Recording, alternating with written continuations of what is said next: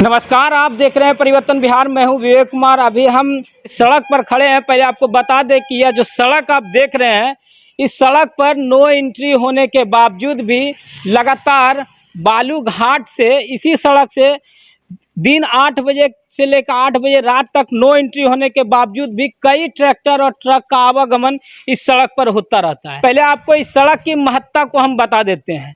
जैसे इस सड़क पर आप इन कीजिएगा तो पहला एसडीओ साहब का कार्यालय मिलता है और सेकंड जैसे उससे थोड़ा सा आगे बढ़ने पर समाहरणालय जाने वाला गेट मिलता है, मुख्य द्वार मिलता है, जहां से जिला अधिकारी साहब अपने ऑफिस तक पहुंच जाते हैं, एसपी साहब अपने ऑफिस तक पहुंच जाते हैं और डीटीओ साहब भी अपने ऑफिस तक पहुंच जाते हैं।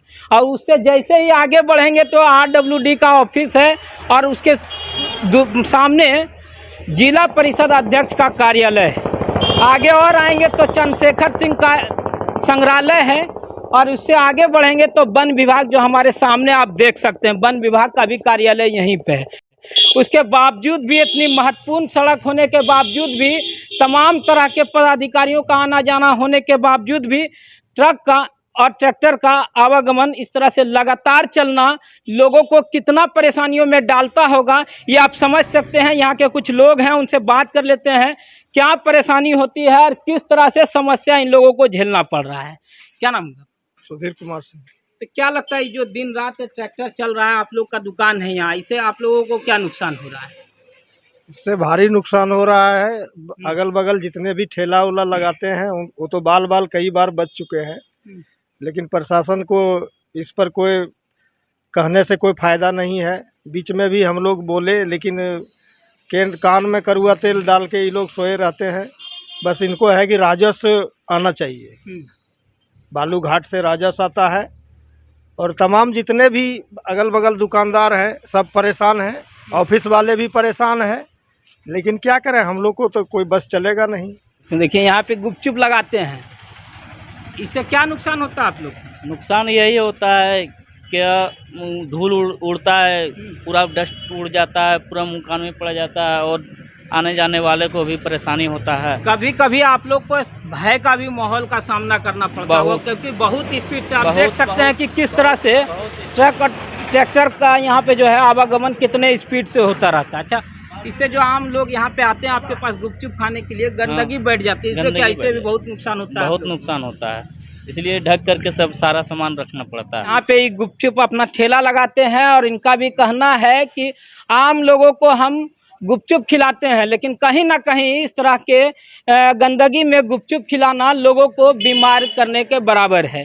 क्या नाम हुआ चाचा आपका? मेरा नाम वासुदेव रामानी हुआ। तो क्या जो ट्रैक्टर का आवागमन लगातार चल रहा है, ऐसे में जिला प्रशासन को क्या कहेंगे और इससे आप लोग का नुकसान क्या होता है? नुकसान तो है, तो हम ठेला लगाते हैं, अंडा बेचते हैं यहाँ, और गाड़ी इतना आता था, एक दो बार तो धक्का भी मार दिया, ट्रक से लग गया, थोड़ा सा बच भी गए हम। आपको धक्का भी लगा? आपको मैंने गाड़ी में लगा, मैंने ठेला में लगा, मैंने हमको नहीं लगा, मतलब बाल बच गए। हाँ, हम बच गए। और जो गाड़ी चलता है इससे ग्राहकों को भी आना पसंद नहीं करता है। तो जैसा कि आप देख सकते हैं, चचा हैं, अंडा का यहाँ पे लगाते हैं, बिजनेस करते हैं। अब बता रहे हैं कि एक बार ऐसी घटना हो गई कि इनके ठेला में आकर ठोकर मार दिया गया, बाल चचा बच गए।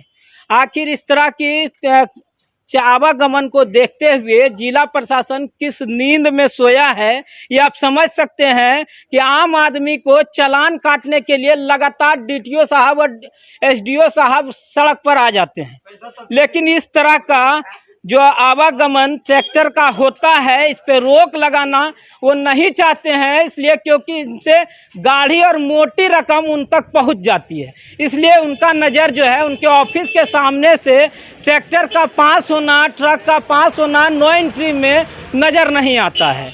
आप यहाँ से कुछ आगे बढ़ेंगे तो यहाँ पे एक डीएवी स्कूल है, कई कोचिंग संस्थान है जिसके बच्चे लगातार इसी सड़क पर आते जाते हैं। आप समझ सकते हैं कि छोटे छोटे बच्चों का जब छुट्टी होता है तो स्कूल से निकलकर सड़क पर आ जाते हैं और ट्रक ट्रैक्टर वाले जो है इस सड़क पर इतने स्पीड से जाते हैं कि कभी भी किसी भी प्रकार का अप्रिय घटना घट सकता है।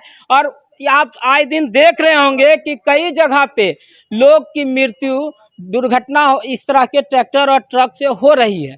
कल भी एक घटना खैरमा में एक बच्ची की मौत हो गई किसी गाड़ी के टक्कर लगने से। आपको बता दें कि वह भी जो घटना हुआ है वह सड़क पर बालू होने के कारण ही हुआ है। इस तरह का जो तमाम घटना आप देख सकते हैं जो जमुई में लगातार 3-4 महीने से चल रहा है, जो दुर्घटना के कारण मौत हो रहा है, उसका सबसे बड़ा कारण सड़क पर फैली बालू है और लगातार नो एंट्री में चल रहे ट्रक और ट्रैक्टर की वजह से इस तरह की मौत हो रही है।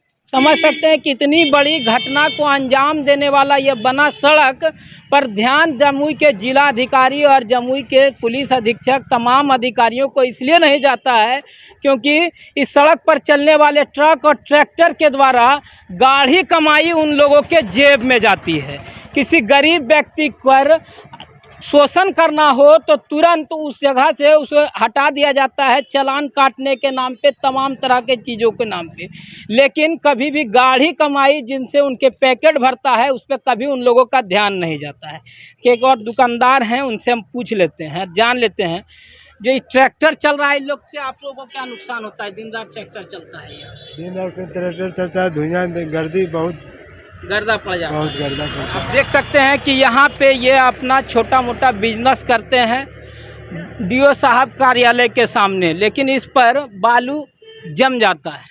जी। तो इससे क्या आम आदमी लोग आपके पास आना भी नहीं चाहते होंगे ऐसे गंदगी को देखते हुए? हाँ। अच्छा, तो क्या कहेंगे ऐसे में जिला प्रशासन का जो आना जाना इसी सड़क पे रहता है, उन्हें क्या सजेशन देना चाहेंगे? इसके बारे में क्या बता सकते हैं? उनके बारे में कुछ नहीं कहेंगे, इसलिए नहीं कहेंगे क्योंकि इन्हें इस बात का डर है और डर होना वाजिब भी है, क्योंकि यहाँ के तमाम बिहार के तमाम पदाधिकारी गरीबों की आवाज़ को नहीं सुनते हैं, जबकि बनते पब्लिक के लिए हैं और बन जाते हैं। जब कुर्सी पर बैठते हैं तो बालू माफिया के दलाल बन जाते हैं। इस कारण से ये लोग भी कुछ बोलना नहीं चाहेंगे। आप देख सकते हैं कि इस तरह से ट्रैक्टर की स्पीड इस रोड पर, इस सड़क पर होती है। आपको हमारा यह प्रयास कैसा लगा कमेंट कर ज़रूर बताएं, और इस प्रकार का जिला प्रशासन का जो रवैया है उसे किस तरह से देखते हैं ये भी ज़रूर बताएं। धन्यवाद।